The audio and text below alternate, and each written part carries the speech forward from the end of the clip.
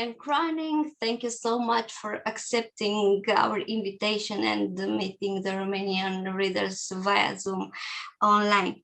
For those who don't know you and who don't know your novel, The 100 Years of Lenin and Margot, Litera Publishing House, în Romania ce 100 de ani ai lui Lenni și Margot, editura Litera. Let me just briefly say that you study English and creative writing at Lancaster University before earning a PhD in applied linguistics at the Birmingham University, examining the link between language and humor in fiction. And you currently work as a lecturer in higher education.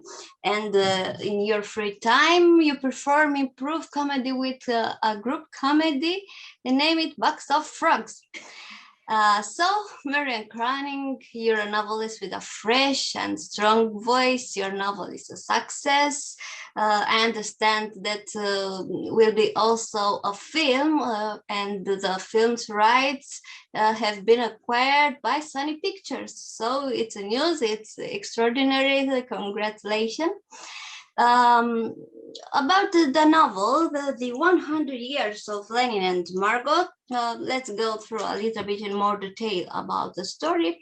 The novel tells the story of a friendship between two extraordinary women, one young and one old, both terminally ill, who meet unexpectedly in the art class. And their friendship blossoms. Lenin, 70 years old, and Margot, 83 years old, realize that they have lived together for 100 years. With the help of Lenin's nurse and the gentle father Arthur, the two friends determined to leave something everlasting behind. 100 paintings showcasing their 100 years. Hence, to celebrate century of living, Lenin and Margot decide to paint a picture for every year they have been alive. Each of the two is alone in the hospital. We talk about a terminal ward hospital. And I think it's a kind of similarity of their life stories, which aren't exactly happy. Each come from family that have had problems, breakups, illness, unhappiness, and even death. And personal, I was so moved by the beauty of this story. And a story which confronts life, death, and love with such poise and such humor. So the first question for you, Marianne Cronin, it's because it's a tough, it's a difficult, it's a sensitive and emotional subject. I ask you first if it was hard to write this novel. Oh yeah, thank you for that lovely introduction. Yeah, it was. There were definitely times when I found myself, crying whilst I was writing, and my partner would come home and I'd be sort of tears streaming and he'd be like, what were you doing, what's wrong? And I'd be like, oh, I was just writing. And I think, yeah, absolutely, there, as you mentioned, there are some like darker themes, some sadder moments, and I'm quite an emotional person anyway, so I used to, when I was writing, I would listen to the saddest songs I could find and sort of have them playing whilst I was writing to kind of get me into that mindset. And I think one of the reasons that there's quite a few scenes of kind of like humor and lightness is because I wanted that balance between the sadness and the sort of like little bits of light as well.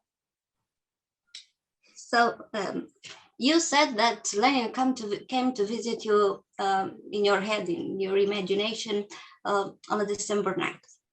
And you said then that she taught me with what patience and perseverance means, and brought into my life a kind of magic.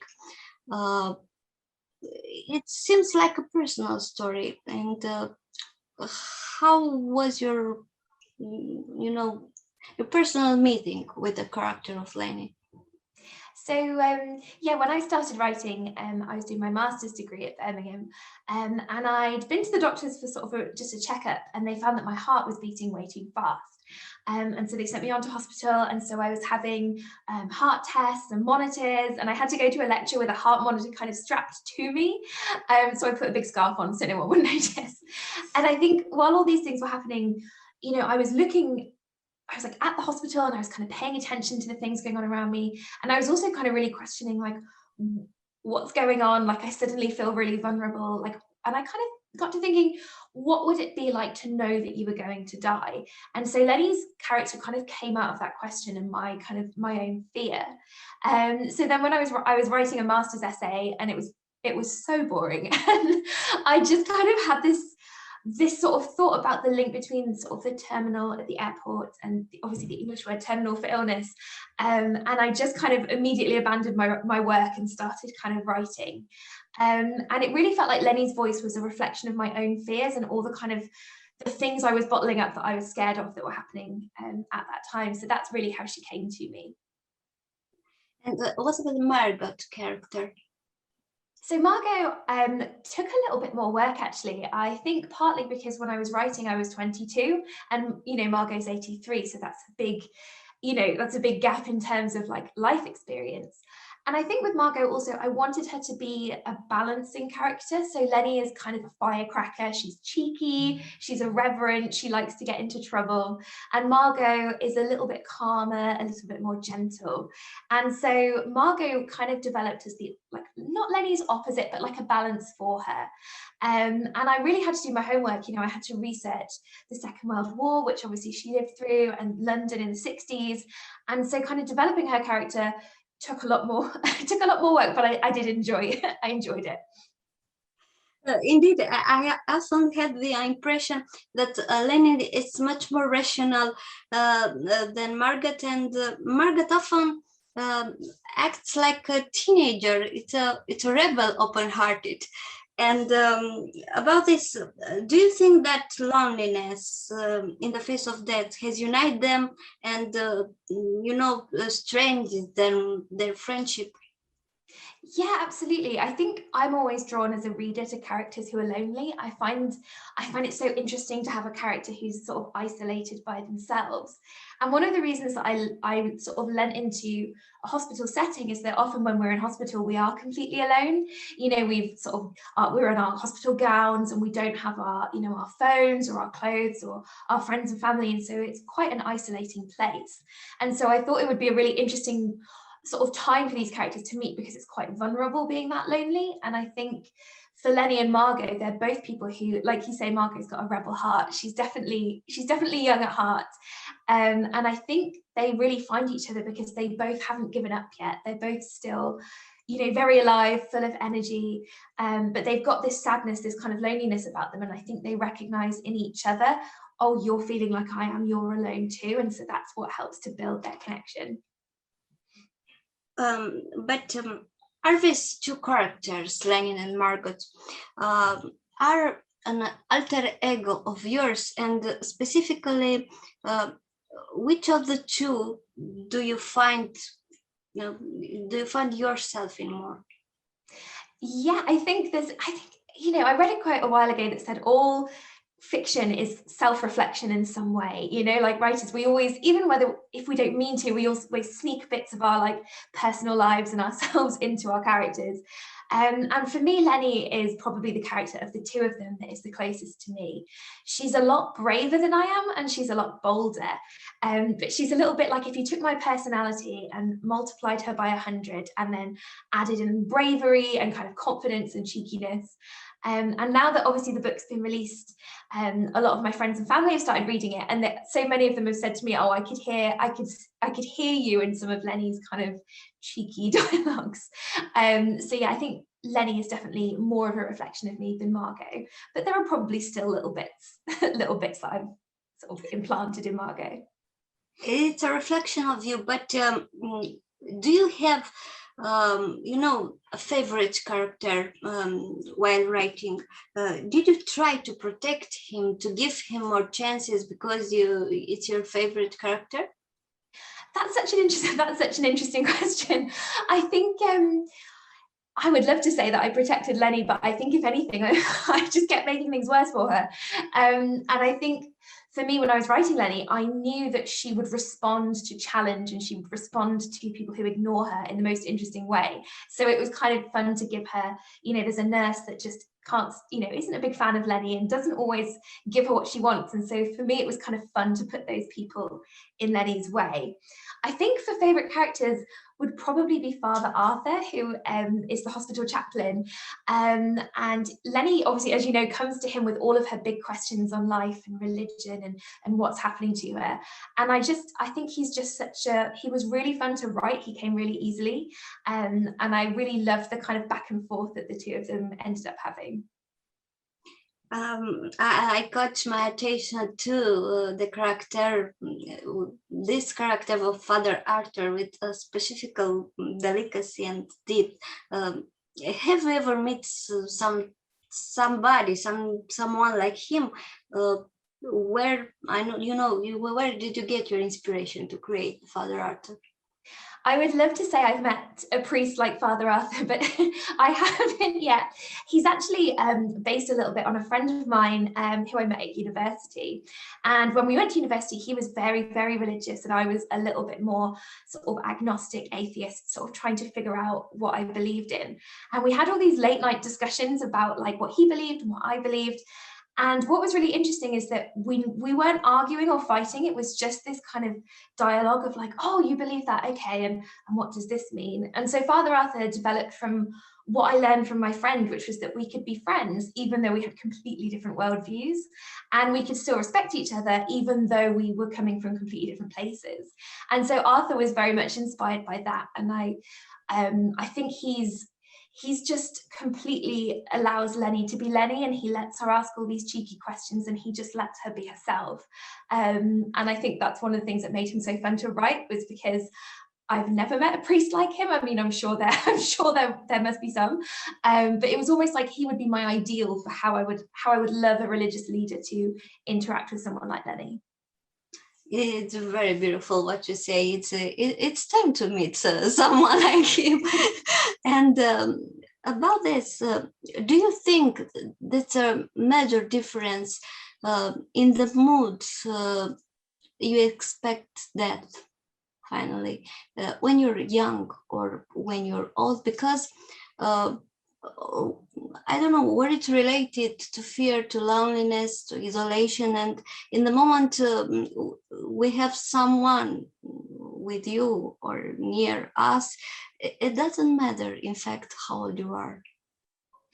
Yeah, absolutely. I think one of the things that was fun about Lenny and Margot was that they are both have completely different ends of the age spectrum, but they're both facing this exact same thing. They're both facing death, and I think, for me, as I've got older, I wouldn't say that I've got any less afraid of dying or, anything like that. And I think, for some people, obviously, as they age, they're like, I'm not afraid anymore.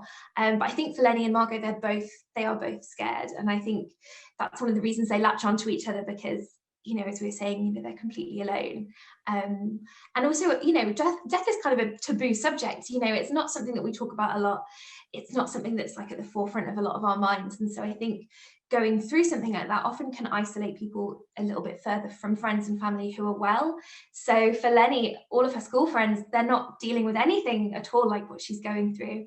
And so it's one of the reasons she ends up, kind of drifting away from her friends, because they can't understand where she's coming from. Whereas Margot, even though she's so much older, sees that fear and is kind of like, I see you.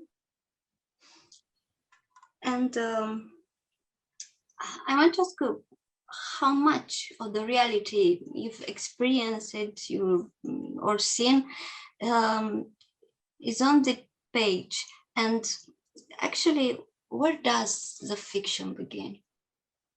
That's such an interesting question. I think there are definitely sort of little snippets of things I've experienced in the book. And, as I was saying, when I was in the hospital, it was the little things that I sort of noticed. So like nurses celebrating a birthday, and sort of jokes between doctors, and, people shuffling around in their pajamas, and those kind of things all informed it. And I think for me, the kind of the essence of the book is predominantly fiction, but that kind of experience of seeing hospital and kind of seeing it as like a living thing, like it's so big and it's got all these kind of tentacles and everybody's connected, and you know, Lenni will meet a person who's met another person, and then she'll meet the next person, and there's all these kind of people connected to each other. But yeah, and there's lots of little experiences. So when Margot moves to the countryside, and she meets a man who's standing in the middle of the road, and she later goes on to have a relationship with him. And that was based on a real experience of mine. So I was driving in the countryside in England in the middle of the night, really dark, and this man just walked into the centre of the road and stood completely still.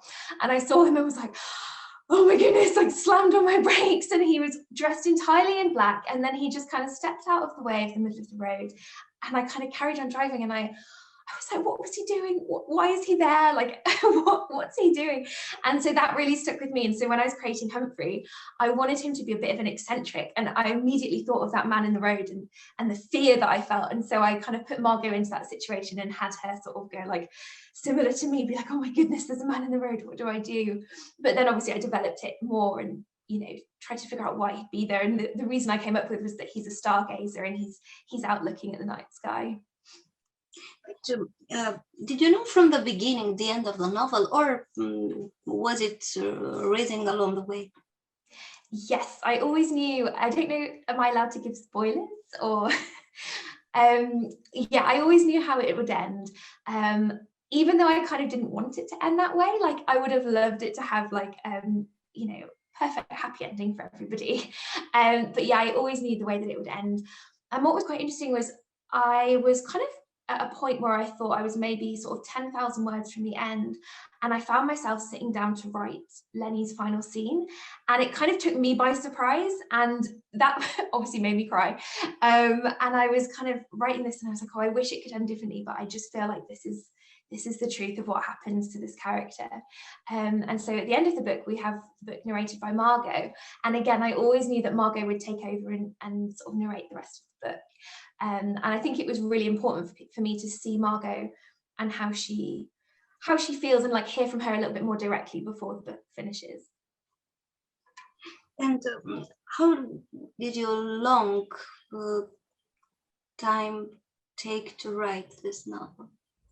So it took me 7 years from the first day I started writing to the final draft that went to the publishers, which is, you know, like a quarter of my life. So, and I think there were definitely times during that process where I would leave it for a few months and then sort of not forget about it, but just be like, I need a little break, and then I'd sort of come back to it, and then I'd be like, there's so much work I need to do, and then I'd leave it alone for another month and just kind of, you know, I definitely lost faith in the process. You know, I thought like, this isn't publishable, no one's going to want to read this.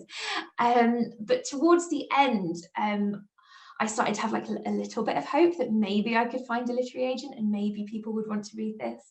And so over those 7 years, the whole book changed dramatically. You know, the first draft was basically unreadable and really clunky. And then, you know, it was a process of working over, because the first draft came within about 6 months.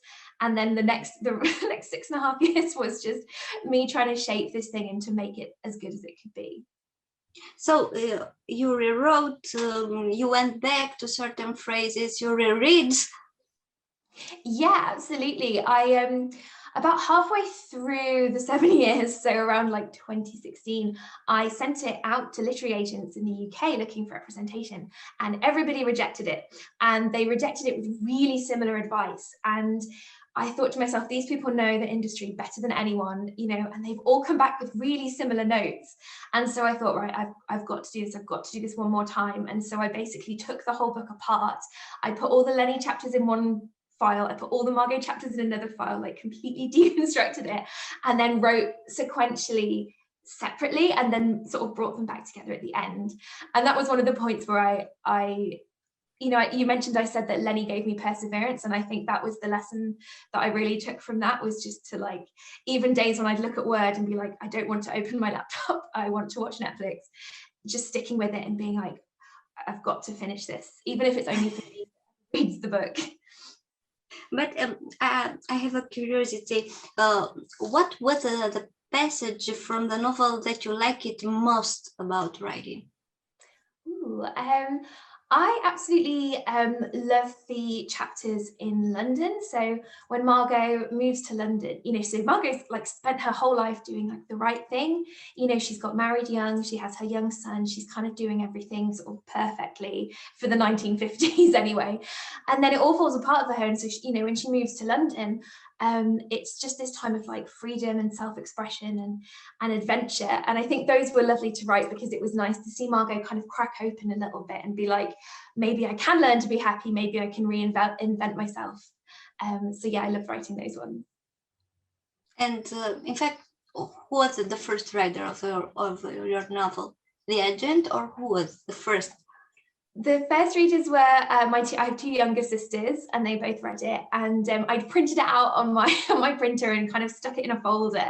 And both of my sisters are quite tough, and they both messaged me and said, like, one was in the library crying at university, and the other one was just crying up at night. And I think that was the first time I was like, oh my goodness, maybe there's something here, because it's made my sort of like tough sisters cry. And I thought, like, oh, maybe, it gave me that little push, I think, to be like, stick with it, because if it can make someone feel something, then maybe there's something to it.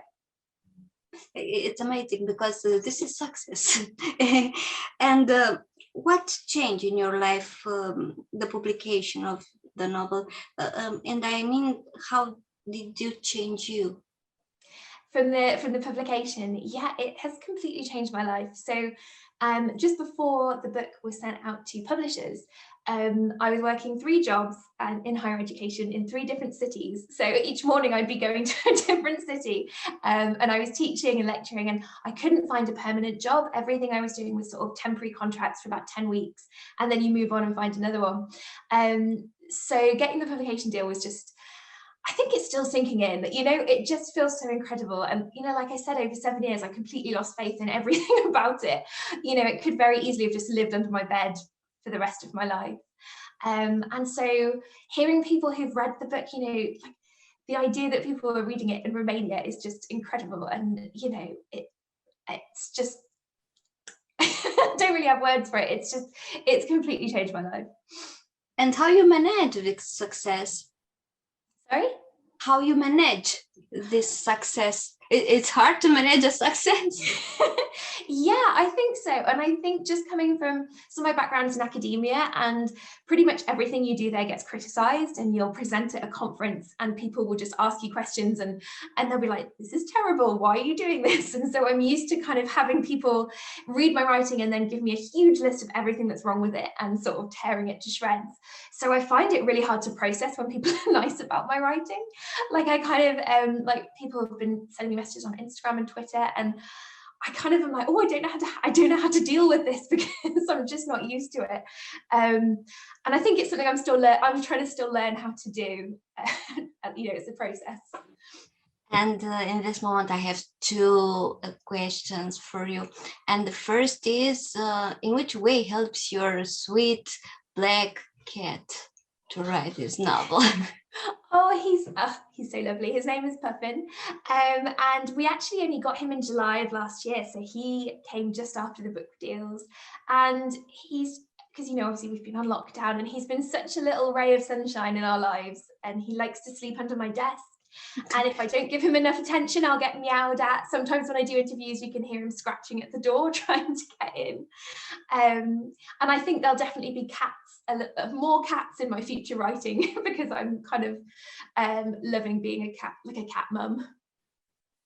And the last question for you is, the moment that the reader has finished the novel, you would like him to remain with the feeling that? What kind of feeling? I think maybe a feeling that even though, there are sad things, there's always moments of beauty to be found, even in the saddest of moments. And I think that's kind of what Lenni and Margot has meant for me. They're in these really sad situations, but there's still moments of joy and happiness and laughter and beauty that come to them, even when everything around them is kind of getting quite scary and serious. So I think that would be what I'd hope people would take from it. So, dear Marianne Cronin, you're an amazing writer, and a very gentle person, and if you want to transmit a message, something to the Romanian readers, it's time to do this. Oh, that's lovely. Thank you. I'm just so thrilled that people are reading the book in Romania, and I'm so grateful. The cover is so beautiful. I cannot wait to get my hands on a cover. And yeah, just thank you so much for, you know, letting my two sort of characters into your hearts and into your lives. And I really hope that the book brings you something that you need, whether that's a giggle or whether that's a moment of just kind of cathartic weeping, or whether it's just a nice distraction from everything that's going on in the world at the moment. But my biggest message would just be thank you. So the novel is also a lesson in the fact that's not just what you do in life that matters. It's also who you share it with. And it's so how courage, curiosity, and an open heart can take you to unexpected places, even when it seems, you know, it's too late. A beautiful novel, and congratulations, Marianne Cronin. I think you will have many readers, and I wish you luck and all you want. Thank you so much for this conversation. Thank you so much, and thank you for the lovely conversation. I've really enjoyed talking to you, and thank you for reading.